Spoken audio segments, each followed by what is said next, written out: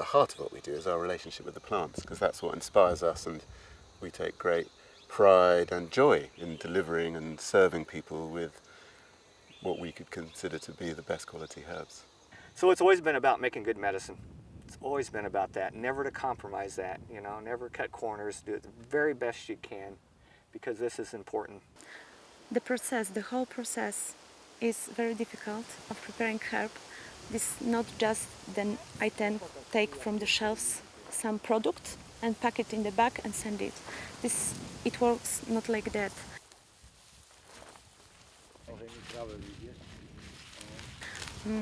We have a lot of people who is caring about this product from the beginning. It might be complex because of the nature of nature and the diversity within a herbal supply chain and all the challenges around growing. But it's not complicated. The principle is very simple. Know where you get your herbs, make sure they're good quality, look after the people, commit to a long-term relationship, then everyone can work together. If we've chosen someone that we want to work with, we work with them over a long period of time to build that relationship and build the trust. So trust is a really key element in being able for those people to accept what we're suggesting, and also for us to be able to feel it's okay to suggest those things to them. It's a two-way process. So it's not just a case of coming here and saying, right, we want to buy this and we want to buy that. It's like, okay, what are we going to do in the next 3 to 5 years? And we're going to do it together. We really appreciate the hard work that you do and how much courage it takes to pioneer a new crop when nobody else is doing it. And really, it requires himat, a lot of... So the supplier or the partner needs to have that total trust that we're with them in the long term. Otherwise, they're not going to do it. Buying herbs, it's about helping contribute to people improving their lives.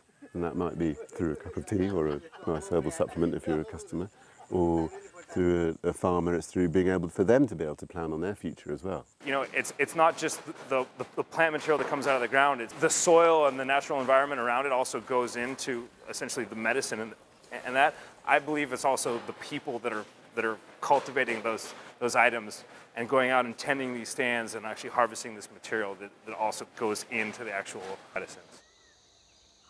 We also realized early on that we couldn't reconcile making health products if the people who were harvesting the herbs were living in poverty or were not having their basic needs met. That didn't add up. Part of the effect of the herbs has a lot to do with the quality not only of the herbs but of the ecosystem and the quality of life of the people involved. Tending a place that allows for more diversity just enlivens not only your land but enlivens your life. When there is a lot of positive intention somewhere, you can feel it. You can feel the vibration of it. You can feel it here. Yeah. They have loved this land for many years. It's brought up their families for, I don't know, some generations, hasn't it? Yes. And they've really looked after it. You can see the older people, even though they are sick, but they will make it a point to go around their farm at least once or twice a day. Really? Otherwise, they feel sort of impatience. Right. So they will be very happy to go once or twice into the field, even they are 80, 85 years old. I believe that a large portion of the healing power of plants is the actual interaction with them, which is why I think we should have more small farms and more people growing small quantities of high quality medicine. And it's important to teach our children it doesn't just come from the grocery store. It actually comes from the earth. Yeah, that's something we talk about a lot, is how to build awareness or how to get people to care that they're doing more than buying a product or buying a product that's useful for healthcare, that they can be participating in something much bigger. Knowledge is power, and we've been hoodwinked for the last 50 years, basically. Our food industry, unintentionally, potentially, all this stuff.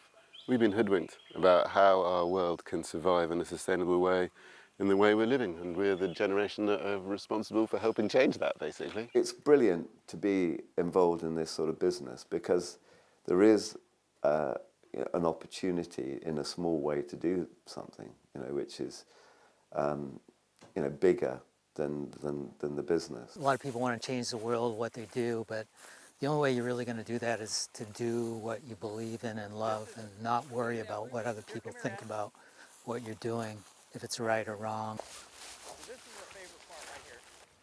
And it's all about love. It really is, you know. It's doing it from the heart. It's not from the mind. And so that's a completely different aspect too when you think about it, because it's extremely important. It's so very important.